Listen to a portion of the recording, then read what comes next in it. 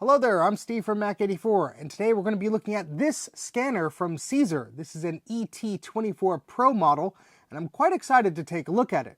For those of you who don't know, I love to archive things and scan them in. Books, magazines, flyers, old computer stuff that I might have the only copy of. I love preserving those for future generations. Partly because so many others have done so before me, so I feel it's my obligation to give back to the community, because whenever I'm searching for something, somebody has likely scanned that in before, and it's always immensely valuable to me. In the past, I've used flatbed scanners to scan things like magazines or books, or automatic document feeder-enabled scanners to scan stacks of paper and so on. However, there have been things I wanted to scan that I just weren't able to, or that would take too much time to do in the traditional sense. That's where I think this CZUR scanner is going to help. For example, I have this lovely collection of these Apple flyers and pamphlets, and they are huge. And these spread out sort of like an old magazine or a newspaper, and they are beautiful to look at. Unfortunately, their size makes it a bit cumbersome to scan in, and they're a bit fragile to hold these days. So my goal is to try this scanner out with a variety of material, whether it's magazines, books, paper, and odd-sized objects like this, to see how it holds up versus the traditional methods I'm used to. Now, the kind folks at CZUR have provided this product in exchange for a review. However, everything you're about to hear is my own opinion, and nobody has edited my thoughts or opinions on this product. Personally, I've always been quite curious about these products to see if it would get close to the quality of a flatbed scanner, especially with objects that don't fit on the glass of those traditional scanners. So let's open up this box and see what comes with it. Let me just pause for a second. I know this video is long, but I really wanted to show all of my in-depth testing. However, feel free to use the chapters marked below to skip around or jump to this time for a summary of my thoughts and some side-by-side image comparisons. Now back to the show. Alright, so we have this CZUR box, and there's quite a few things inside. I'm going to tip this up just a little bit to give you an example. Looks like they have some sort of documentation packet. We'll be taking a look at that. We have a power adapter for the device. We have a foot pedal for the device. We have a USB cable. We have finger cots for book scanning. Be interesting to look at that. We also have what looks like a wired remote. I guess that's in addition to the foot pedal. So another way to initiate a scan. And then it looks like we have this mat. Now, looking at some of the documentation online, it seems that this mat, some chocolate on there, it seems that this mat is for placing so the device understands where the paper is compared to the surface. We also have a box here that says side lights, so we'll be taking a look at that. And I think that's it except for the device itself. So let's remove that and place that on the table here. Now, the label on the box did allude to this being an open boxed item, so I believe that's probably just the way they do things with reviewed items, but this has a few creases on it, and there is a stain on the mat, but I don't believe that should cause us any problems. Let's open up these boxes and see what's inside. Okay, so we have this remote here. This is, I guess, one way to take a snapshot of what you're scanning without touching the device. And it looks like there's a foot pedal also. I'll be reviewing the documentation and giving this a whirl, but I'm just going to make some assumptions as I unbox some things. We also have a power adapter. Okay, so we have a few different plugs here for different countries. It already has the US one attached, and this is a 9-volt, 1.5 amp, 13.5 watt power adapter, and it has a barrel plug there. And we have a USB cable, and this is USB-B to USB-A. And then we have finger cots for book scanning. I've seen some pictures of these online. I guess they help you hold the pages. If you're scanning a book, instead of getting your fingers in there, these sort of help you do that. Next, we have side lights. I believe these attach to the neck of the unit to provide you with an alternate lighting source, because there are lights at the top of the unit. However, sometimes, I guess if you have glossy material, the lights on the side may provide you with better illumination. So, yep, that's what this little pamphlet tells us to do, and that's what that looks like. And last but not least, we have some documentation. So it looks like we have a CD with the software on it. We have a little insert of telling us where to download the software if we don't have a CD-ROM drive, and we have a little getting started guide. Let's give a quick overview of the scanning device itself, and we'll be looking at this in detail later on, but essentially it has this sort of gooseneck design, and we have a screen up top, and we have a few function buttons at the base of the unit as well. We have a port here for you to plug in that secondary light, and we have a selection of ports here on the bottom. First, we have an HDMI output port, which I'm very excited about. We also have a reset button, and we have a USB input device port. That's for your foot pedal and things like that. We have a USB PC connection port. That's a USB style B connector. We have a power jack for your power adapter, and then we have an on-off switch. Now here's the side lights accessory. In order to install this, you just simply line up the port on the back of the neck, and it's sort of magnetic. It just snaps into place. And then there's a power button on the back of those lights if you want to turn them on or off. All right, I think the next step is to plug in all the cables and set it up with my computer. Okay, so I've installed the software on my Mac and I fiddled around with it just a little bit. I'm going to be recording the screen, so if you hear the fans on this laptop whirl up, that's why. And I'm going to be showing you how I scan things and see how this all works. I have a variety of different documents here. I have some folded pieces of paper. I have some regular pieces of paper. I have some very interesting things to scan that are oblong in size. I have a magazine, and I have a software manual. So we're going to be scanning all of these and using some of the various settings and see how everything turns out. So when you launch the application, it gives you two options, either scanner or visual presenter. So I'm going to select scanner. If you scan something in, it's going to show on the right on this file list, and then you have some options as far as batch processing or editing, and then you have some export options as well. I want to scan in this piece of paper first. I think that's a good test subject, and I'm going to go ahead and click the scan button on the bottom right. We're using all the default settings of the software here, and I'm going to just place this here. You can see it's trying to figure out where it should place its bounding box. I'm going to let go.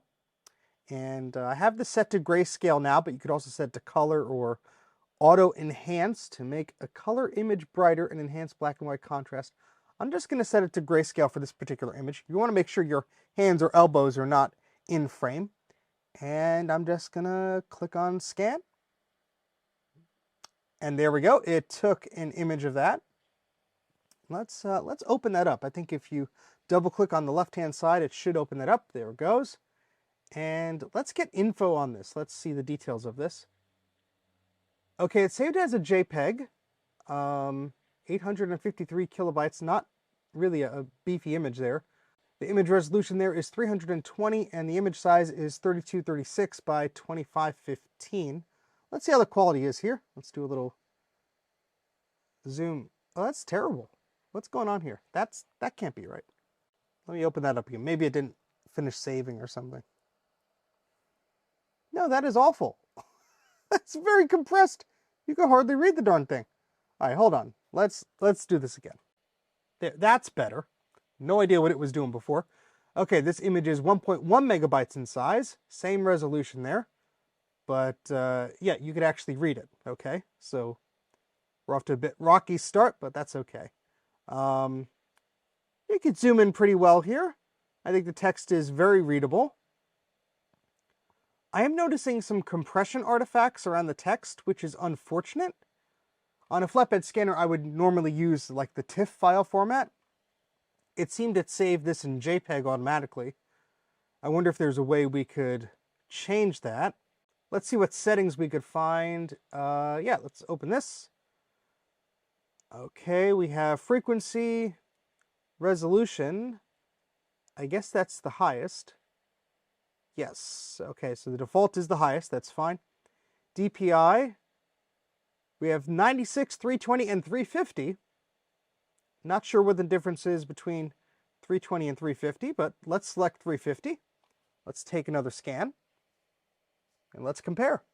So that's the resolution of 320, and let's open up this one. That's a resolution of 350, and it looks like it's like a pixel or two less as far as the width and the height, which I guess is okay. Now, this is supposed to be 320 DPI, so let's Zoom into both of these and see if we could see any discernible difference here. No, they look very, very similar, if not the same. I'm not sure if there's really any difference at all between those two settings. I'm just going to leave it at the default. It might just be some weird thing where that's what it works best at. Image format here. Let's see if we could change. No.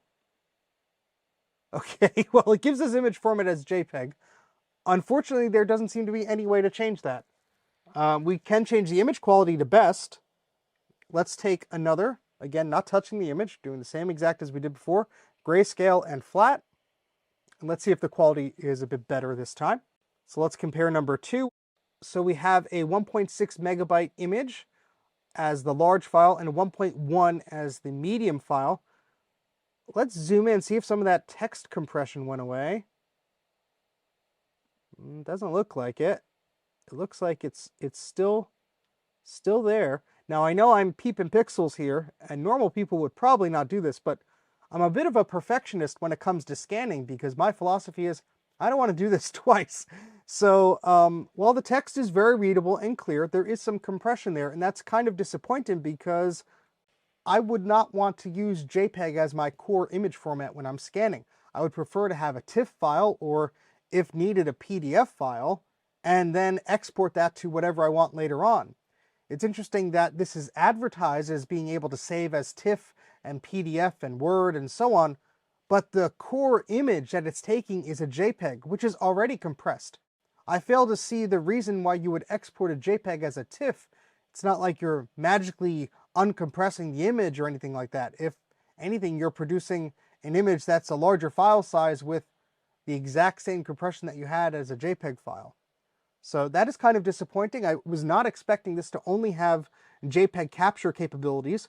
I don't know if it's a limitation with the camera sensor that they have or the software, but I would really like them to change that, because if you're getting this pixelization and stuff like that right out of the gate, it really puts a bit of a bad taste in my mouth as far as trying to scan things and get the best quality out of the gate.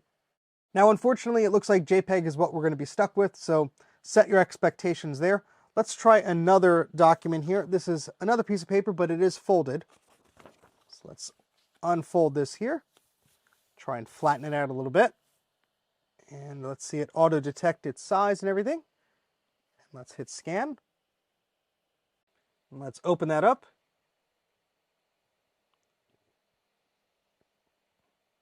Again, that's okay. It's doing some weird edge enhancement here, like on the sides. That's not how it's printed. It's not printed with like a stroke around it.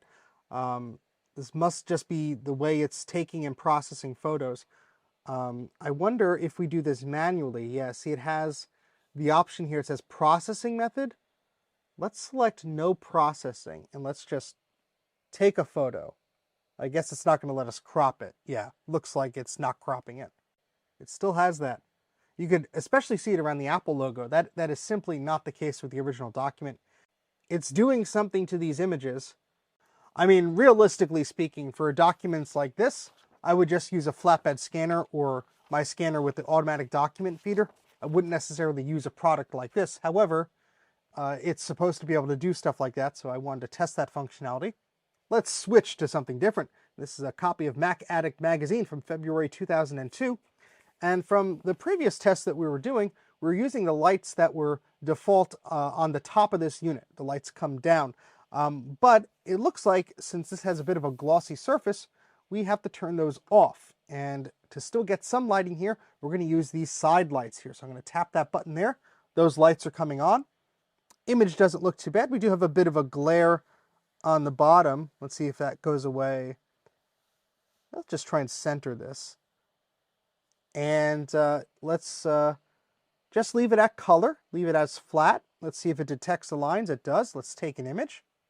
Okay, we still have a bit of a glare, which is kind of to be expected. It does look like it cropped off the very top, and where the where the X is here, it seemed to have messed that up too. But otherwise, I mean, it's a pretty clear picture. The text is readable. Not as clear as you would get, of course, from a flatbed, but let's try this again. Let's move this up a little bit. Some of the glare is being removed as I move this up. And let me click that again. Now, I also have this overhead light, so I could try turning that off to see if that makes any difference. Yeah, let's turn off this light. All right, let's take another photo with that light off. Okay, that helped a little bit, but we still have a glare at the top. Now, I do have these studio lights on, otherwise you wouldn't be able to see me in the basement. But again, I would really use a flatbed scanner if I was doing something flat like this. The real advantage of this is supposed to be for scanning books and magazines. So let's do that. Let's go to let's see, a page of a good mix of text and images. Here we go, an HP scanner review. So let's do that. I think that would be fitting. All right, so I'm going to select facing pages here, which is the mode that you're supposed to use for books and magazines. As you can see, it has a line down the middle to help you adjust the middle of what you're scanning. And there are these little finger cots that you're supposed to use. These are plastic with a bit of a rubber texturized thing at the bottom to help grip these pages. And I think the idea is that you're going to sort of stretch these out as best you can. And you want to keep the yellow bit in the margin where there's no image or information, because I think it's just going to sort of auto-detect that and erase it out. So I'm going to use these finger cots, and I have the foot pedal by my foot. So if you ever wondered how I was going to do this and take a picture, well, that's what the foot pedal comes in handy for. So I'm going to stretch this out. I'm going to try and be still. I think that looks okay. I'm going to tap the foot pedal.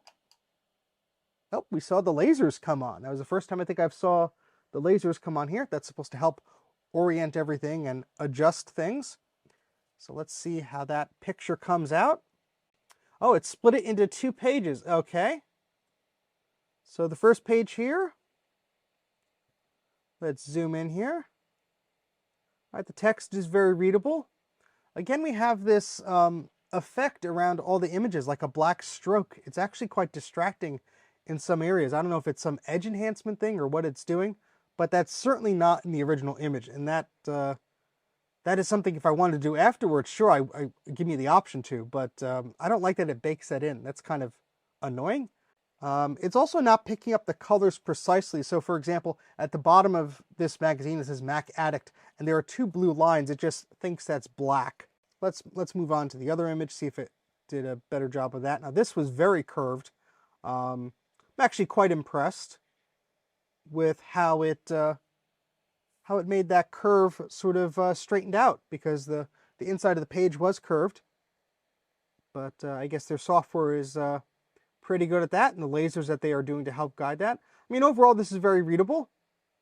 Obviously, not perfect, but it is readable. Text is all there. All right, this is going to be a bit of a brutal test for this thing, because there's a lot of small text on this page. This is the advertisements in the back. So let's do this again. Let's line up this magazine as best I could get it. I'm going to use these little finger cots here. I'm going to try and be still. I'm going to press the foot pedal if I could find it. All right, let's go. Okay, so let's look at this one. That's not too bad. Again, it's putting this black outline around all the text. We're definitely losing some detail on the imagery here, and we could see there's sort of this glaring effect, especially this power book on the right. I mean, you lose a lot of detail of the trackpad and the keyboard there. So that's disappointing. You can see it's very wavy at the bottom. It did its best to try and even that out. Let's see how this one did here. Again, a bit of a glare. And yeah, it just seems to put some sort of shadow or outline around a lot of things. But the text is pretty readable. All right, so for magazines, it did a decent job. It doesn't do the best with some of these images. It seems to be post-processing it or doing something. So not a huge fan of that, but the text is pretty readable. So if you had a magazine and you had to scan it quickly, this may be a method to do that. Next up, I want to try something that it's supposed to excel at, and that's books. So similar to a magazine, but this is black and white. This is a software manual for Mac Graph X. Sort of center this here, and I'm going to select facing pages, and I'm going to try and line this up as best I can. I wonder if this ring in the middle will confuse it, and let's just hit scan. I forgot to see if I saw the lasers come on or not, but let's see how this works. It's still processing it. Still processing. Okay, there we go. So we got 2 images. Again, it splits them for us. Again, I don't know if I think this image didn't save correctly. It's a 500K JPEG. The quality looks terrible. It's really pixelated and blocky. That's very bad.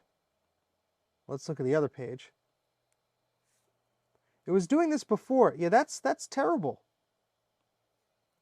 Let's try it again, I guess. Again, without touching anything, we're just clicking on the button. I don't know if it's an error with the software or how it's processing the page or anything like that, but it's not nearly as sharp as the other captures. So let's just try that again. I think it messed up here. What did it do here? It tilted the whole thing. Now it's sharper, but look, I didn't touch the book at all. It's been here the entire time. I just clicked to take another picture, and I guess it got confused processing it because it's all skewed. Let's try this again. Again, not touching the book, leaving it exactly the way it is. We're just using the side lights. I could try with the top lights on. My big lamp up here is turned off.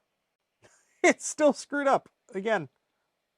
All right, let's adjust the lighting here. Let's turn the lighting on. Let's get rid of these side lights. All right, that's the brightest setting for these lights. Again, let's make sure this is as even as can be. Facing pages, grayscale, take a photo. Again, that's really disappointing. I mean, there's no other way to say it. I mean, I don't know if it has to do with like the depth difference because this book has this thick part and this thin part, but let's just give it the benefit of the doubt and move it ahead. So we're at page 42 here. And let's just do it again. Let's see if it likes that any better.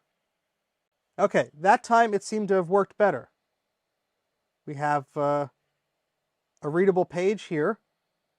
Let's compare this to the original text. Yeah, everything is readable. On the image, we have almost a grayscale effect on what's grayed out in the menu bar, like you would have on an operating system. And you wouldn't know it, but this grow to frame is supposed to be gray. And same with bring to front and send to back. It's more of a dithered pattern as it's printed, but you wouldn't know that by looking at it. It sort of blurs the text together. There's also this artifacting under major grid. Again, I'm picking on this a little bit, but overall the text is readable, but the reproduction of images is not the best. Honestly, I would be a little easier on this if this unit did not cost about $600 US at the time of this review. If this was a much less expensive product, my expectations would be much lower. But for something that's labeled as a pro product, I would expect the results to be a little bit better than this. Well, let's just do this as we were going to scan a whole book here, because I'm curious, without babying this thing, how it would work. So we're over here. I'm going to actually select this auto scan button. What I believe that does is it determines if you've turned the page and it will take a picture. So I'm going to start it off, I guess, by pushing that manually. So we have a baseline of the first image there. Then I'm going to turn this. We can see the lasers come on for a second, so it took that photo. I'm going to give it a second and turn it to the next page. I don't know how long it takes. There's no audible cue or anything like that. I can just see the image start to process on the software.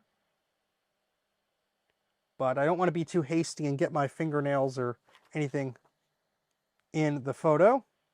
It seems to be a bit happier. All the images seem to be coming out okay. I mean, this is certainly quicker than scanning pages individually. But already here, we're up to page 10. I'm not using the foot pedal at all. I'm just using this automatic scan option. That page was a little wonky. Hopefully that didn't screw that up. But as I'm just talking, chatting with you here, we're up to page 20 already. That would be pretty impossible on a flatbed scanner. So for the speed of capturing images, I have to give it that. It's doing a pretty good job, at least when it's not making garbled images out of the pages. Okay, so we're at page 40. it's still processing the image, but it looks like it did not screw up. It looks like it captured everything okay. And I guess we'll see when we go around and fiddle with the images. But for now, let's move on to, I'm going to uncheck that auto scan button because it tried to scan that. Let's move on to something else and see how that scans. And once we scan some other things, we'll go into the software and see how we can rotate the images and export them and so on.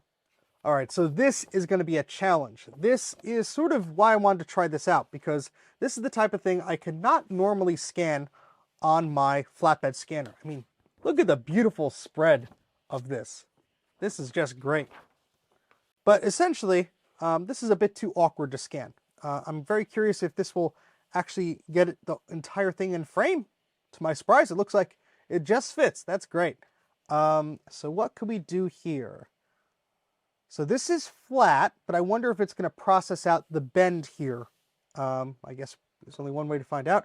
It looks like it's still processing the last photo we took. That was a few minutes ago. I don't know if I should force it or if I should just be patient. All right, I finished processing that image, so let's try and take a picture of this. I'm going to do a no processing picture, just so we have something to compare it to. And so that's without any of its fancy post-processing, at least as minimal as we could get. And now I'm going to do the single flat page, or the flat single page rather, and it's taking a picture of that. And I wonder if it's going to try and fix that curve or the bend in the image there. Yeah, see, I can't really bend that down too much, but let's just try again. Just take one more. It's not going to work miracles, I don't think, with this type of material, but it is a bit of an oblong piece. Oh, see, that time, oh, no, never mind. Oh, no. Oh, that's not the result you want at all. It tried to do something, but that's not right. If we compare that to what that area should be, I could see what it was going for, but no. No, no, no. All right, well, let's see if maybe if we try to see the best way to scan this, because it's not really a normal thing. I wonder if if I put like the edge of this towards the, let's just see how that looks. Because there is a bit of a curve, but it's not as bad. Let me do the same thing over here. Again, I don't expect this to do a perfect job, especially with the huge creases that are in this piece of paper that's been folded for probably 30 years. But I'm just curious to see what it does or what it attempts to do. Okay, that didn't do a terrible job of that. I think that is quite serviceable. Again, it's putting a weird outline around a lot of the imagery, and it screwed up the top there. There is some glare still visible here. I am using the top light. Let's do this again, but with the side. Maybe that will help a little bit. So let's retake that image and compare. I will give it that. That glare is pretty much removed. So that's good. That's using the side lights instead of the top lights. That's even with the big lamp above me on. Let's see if it messed up the top. It did. So, I mean, yeah, this is a bit of an oddball. So I could see where it would be struggling on that. Now, I also want to try a manual.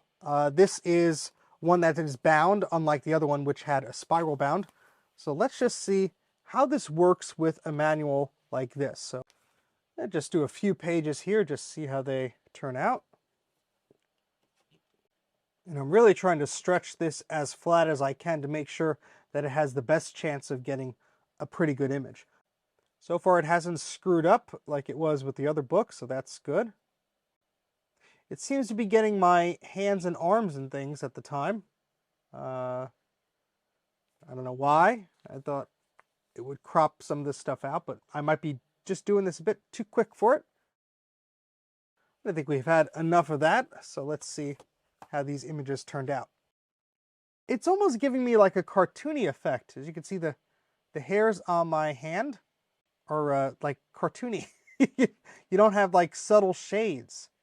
It's either black or it's not. Yeah, that looks very much like a cartoon. I can tell you that's not as dark as it's showing. Interesting. All right, so we've scanned about 78 pages of stuff here. I'm going to click on back, and you'll see that all the scans that we have done are appearing here. Now we have this whole file list here, but we can look at them by thumbnails, which I think is a little bit more helpful. We can't expand this window, it seems. That's annoying. So you can't view these thumbnails any larger than that, but you can view them in a list or thumbnail if you want. One thing I did notice before that I want to point out, if you try and close the program and you click confirm, it will remove all of the pictures you just took from the software. However, those images are not lost forever. They are still saved in your home directory, at least on the Mac, and there is a folder corresponding to when you took the photos. So I have some here that I just took, and if I were to close the program and delete it, it would just remove them from its list of what you could process and work on. The images are actually still saved. They're still JPEGs, but at least they are saved. So don't worry like I did before when I closed the program and hit confirm without reading the dialog box and thought, oh no, all my photos are gone. Thankfully, it did save them. Now let's look at some of the options you have that comes with this software. We've been doing a lot of scanning and not really paying attention to the software too much.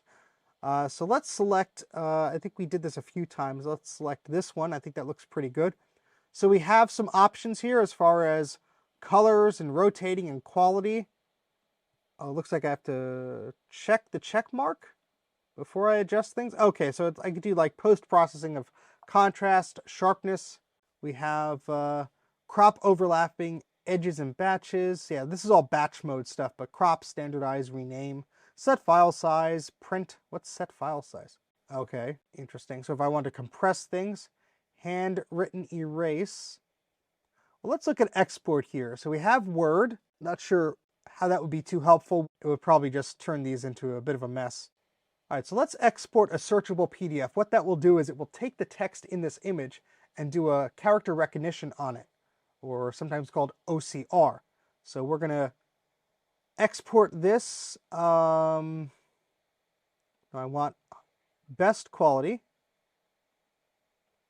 Keep original image. So what that will do is it will process the text, but it will keep the original image quality. It won't degrade that at all. So let's confirm that. Let's name this computer reset searchable and save that to the desktop. Let's minimize this, and I guess it's still processing. Oh, yep, performing tasks. It's still processing. So we do have our Word document of this. I'm afraid to look at it.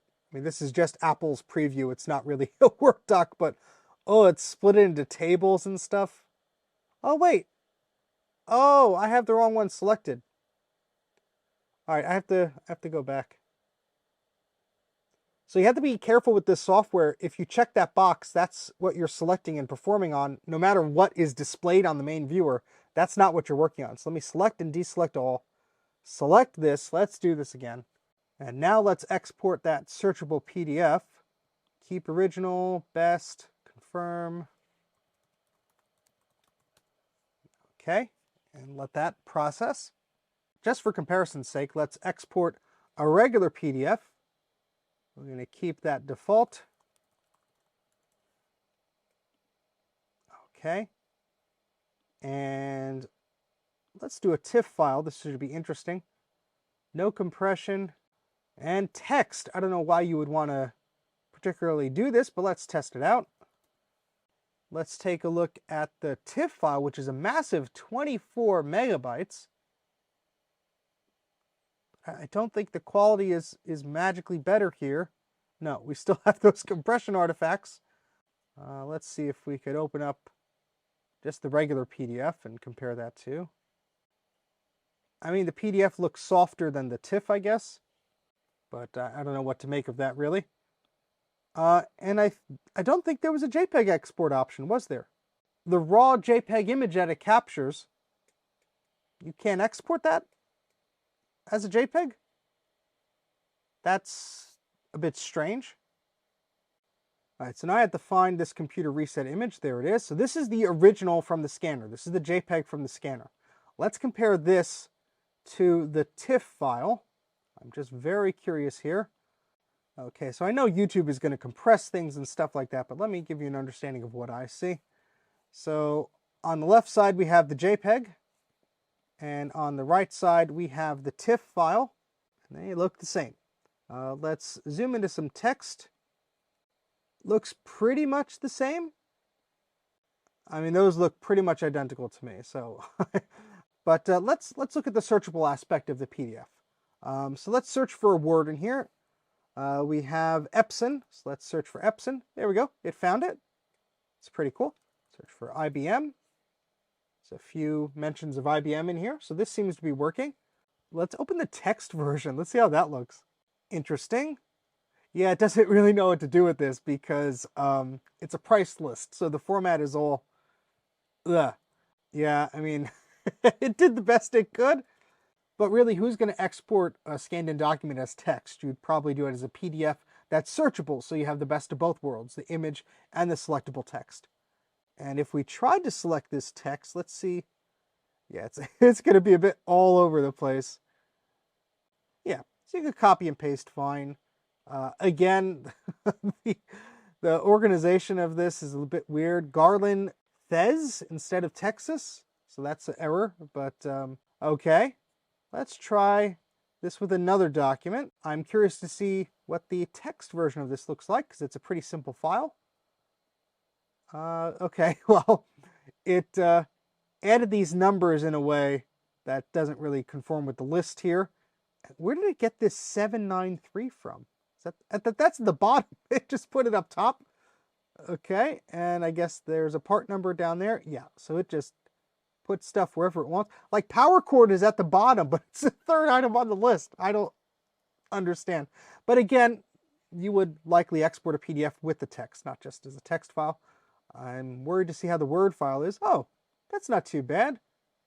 Well, I mean, this isn't actually Microsoft Office or anything, so Apple is doing some conversion on its own here. All right, so now what I want to do is try out the HDMI output of this device. Because as well as capturing images and using the software, you're supposed to be able to stream what you're viewing from this angle and present. So I think that's pretty cool. So I have an HDMI capture box here to sort of see how that works. So I'm using StreamYard to record footage, and it's just seeing it as a camera. That's fine. Yeah, see, this is a sort of a glossy thing, so you're gonna not want to have that above light on. Now, whatever the image sensor is in this device, it's scaling that down to 1080p. So unfortunately, you're not getting the best readability on text and some images. You could see, especially if I move the page further away or closer, you're not getting the best result here. It is a neat novelty to have something pretty sturdy that's just plug and play with HDMI, and you could easily capture it. I'm curious if you could capture videos this way over USB. Now, at first, this visual presenter mode got me confused. I thought what you did was you added in pictures that you previously took and just did a little slideshow. However, you select this display button here, it gives you a live feed from the camera that's up here. And so I could take things and I could show them, and I could do this and that and so on, and I could record little videos. So I could click on begin recording, and it's still the 1920 by 1080, that's 1080p resolution that we were getting before, but you know, it's in this mode rather than HDMI. I don't know if there's a quality difference there. And it looks about the same.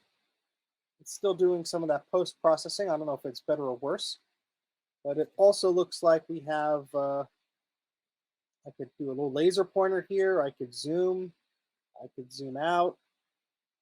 I can remove annotations. I guess I could annotate things here.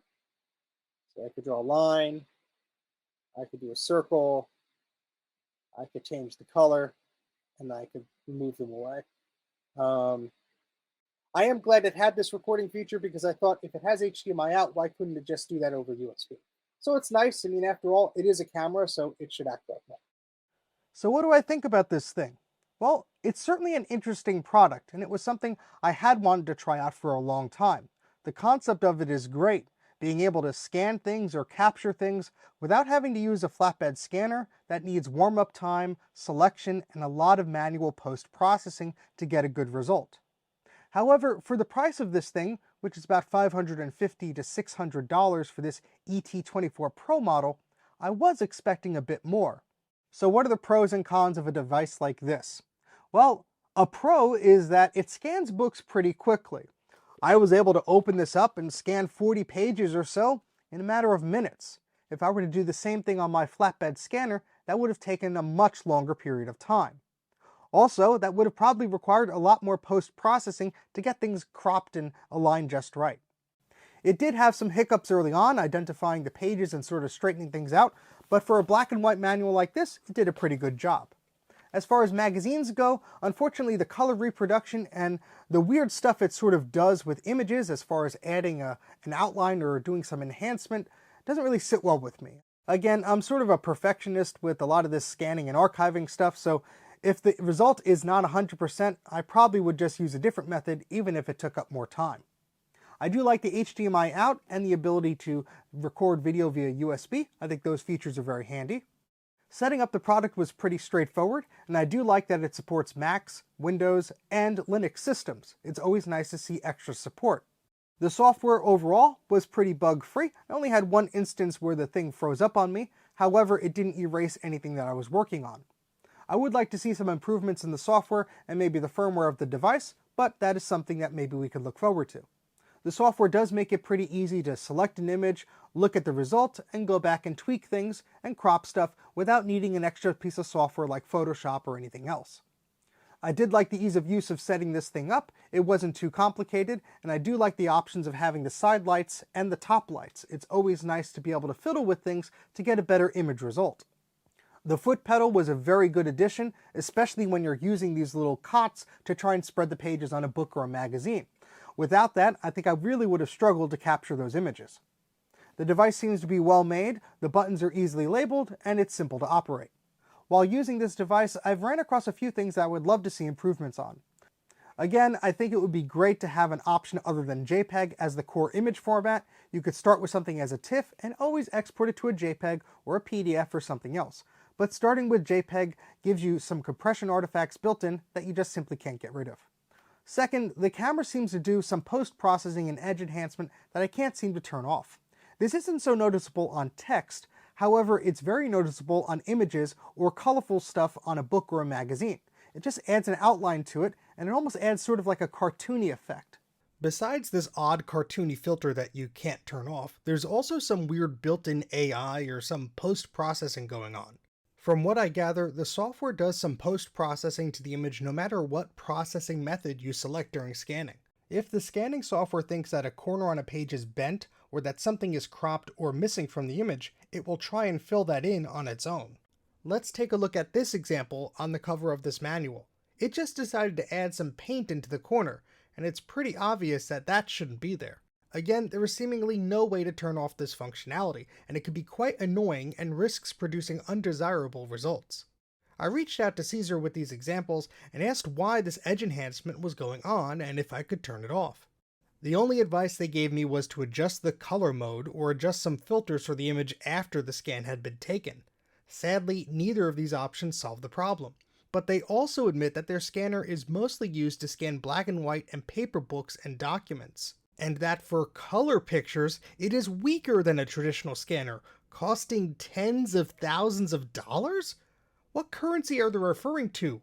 10,000 yen maybe, but US dollars? No. My used Epson printer scanner combo was under 50 bucks, and you could get a brand new, well-known brand flatbed scanner for under 100 US dollars. Maybe they're referring to drum scanning or whatever, but come on, that's a pretty weak stretch. Now the results from the CZUR aren't terrible. However, if you, let's say, take a picture or a scan of a magazine cover or a page and you do the same on a flatbed scanner, it's easy to see the extra detail and color accuracy of that flatbed scanner. What I did like is, when you're scanning a book or a magazine, the automatic page capture is pretty neat. Basically, you could turn the page and it should automatically capture the next page and let you do it again and again and again. My only suggestion would be to add some sort of noise or some sort of indicator on the device or the software to let you know that it took the picture and it's okay for you to turn to the next page. So who would I recommend this device for? Well, if you have a lot of books or manuals that are still bound in some way and you can't use a flatbed scanner or an automatic document feeder, this device does make it easy for you to take a book and go page by page and let you capture that relatively quickly. You won't get the exact same image quality as you would with a flatbed scanner, but the results are pretty good. This device also does a pretty good job of using that laser technology and flattening out scans. It's not perfect, but it actually does a pretty good job on most of the magazines and books I've tried. If you aren't one to fuss over settings and you don't need to recreate pixel-perfect reproductions, you'll likely be happy with this product. I do like that it comes with all the cables and the power cords, so you don't have to hunt around for a specific USB cable or a power brick or anything like that. Overall, the device is quite sturdy and well made. It doesn't seem to be made of any cheap plastic, and it has some nice heft to it, so I know it's not going to move around on the desk. Although the manual was a bit flimsy at only 6 pages long, thankfully their website has a bit more of an in-depth manual and plenty of videos and help documents to help get you going with using your scanner. I had my expectations set pretty high with this product. I understood that its resolution was pretty decent, and at the price that it sells for, I was expecting pretty good results. However, I think that one of the problems is that I was thinking of this as a scanner, and it's simply not. It's a camera that helps you capture documents, whereas a scanner produces very crisp results like a flatbed scanner would. However, there's really no comparing the two. They are two different items for two different purposes. Overall, I think this product works pretty well. As long as you set your expectations that you're not going to get pixel-perfect quality prints out of this thing, I think it does a decent job. Don't forget to check out the links in the video description for more information about this CZUR scanner. I hope you enjoyed this honest review of this CZUR scanner. It was certainly an interesting device to look into. If you like these sorts of videos, please consider subscribing to the channel, and I'll catch you right here next time on Mac 84.